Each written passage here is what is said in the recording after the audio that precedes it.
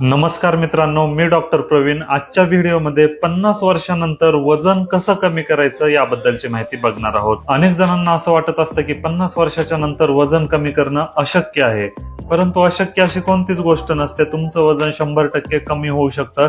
त्यासाठी आजच्या व्हिडिओमध्ये मी ज्या 5 गोष्टी सांगणार आहे त्या 5 गोष्टीचंच तुम्हाला पालन करायचं आहे किंवा त्याप्रमाणे वागायचं आहे. जर तुम्ही त्या 5 गोष्टी वापरल्या तर तुमचं 100% वजन कमी होऊ शकतं. आणि एवढं पण जर करणं होत नसेल तर पुढच्या व्हिडिओमध्ये मी एक डिटेल व्हिडिओ बनवणार आहे आणि त्यामध्ये एक नॅचरल किंवा आयुर्वेदिक औषध सांगणार आहे. त्याचा जर उपयोग केला तर 100% लिहून घ्या, तुमचं वजन कमी होणार म्हणजे होणार. आणि ते पण रिझल्ट फक्त तुम्हाला 1 महिन्याच्या मध्ये दिसणार.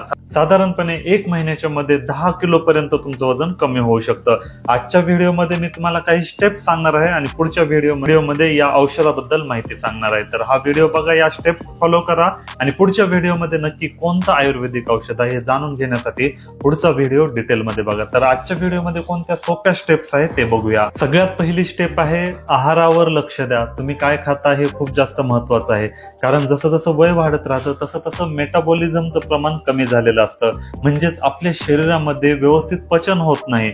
जी पचन क्षमता 25 ते 30 वर्षामध्ये असते तीच पचन क्षमता 50च्या नंतर खूप जास्त मंदावलेली असते किंवा पाहिजे तसं पचन होत नाही असं तुम्ही म्हणू शकता.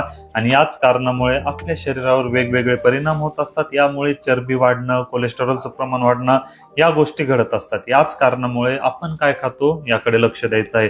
स्पेशली आपल्याला प्रोसेस्ड फूड नाही खायचे आहे, जास्त तेलकट पदार्थ नाही खायचे आहेत. समोसा वडापाव पासून तर लांबच राहायचं आहे. आपल्याला जास्तीत जास्त प्रमाणात डाळी पालेभाज्याचं प्रमाण आहारामध्ये घ्यायचं आहे, तर तुमचं वजन प्रमाणात राहू शकतं. 50 नंतर आपल्याला प्रोटीनचं प्रमाण वाढवायला पाहिजे, जसं की दूध, पनीर, डाळी यासारखे पदार्थ जास्त प्रमाणात खायचं आहे, जेणेकरून आपल्या शरीरामध्ये प्रोटीनचं प्रमाण सफिशियंट प्रमाणात राहील. म्हणजेच आपले मसल्स मजबूत राहण्यास मदत मिळत असते. तिसरी स्टेप आहे पाणी आणि झोप. 2 ते 3 लिटर कमीत कमी आपल्याला दिवसातून पाणी प्यायचं आहे, म्हणजे प्यायचंच आहे.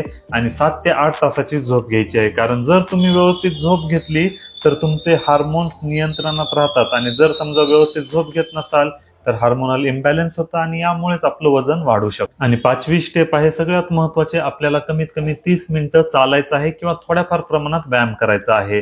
जर व्यायाम करू शकत नसाल तर नॉर्मल आपण वॉकिंग करायचं आहे. 30 मिनिटापर्यंत आपल्याला चालायचं आहे किंवा 4 ते 5,000 स्टेप्स मिनिमम एवढं करा. आणि शक्य असेल तर 10,000 स्टेप्स दररोज चालायला पाहिजे. या जर 5 स्टेप्स तुम्ही केल्या तर लिहून घ्या, तुमचं वजन नियंत्रणात राहील, वाढलेलं वजन कमी होईल. आणि पुढच्या व्हिडिओमध्ये आपण कोणतं औषध आहे, कोणतं आयुर्वेदिक औषध आहे ज्यामुळे आपलं वजन 1च महिन्यामध्ये 10 किलो कमी होऊ शकतं हे बघणार आहोत. हा जर व्हिडिओ आवडला असेल तर व्हिडिओला लाईक करा, चॅनलला सबस्क्राईब करा आणि आपल्या जवळच्या व्यक्तीबरोबर नक्कीच शेअर करा. भेटूया पुढच्या व्हिडिओमध्ये.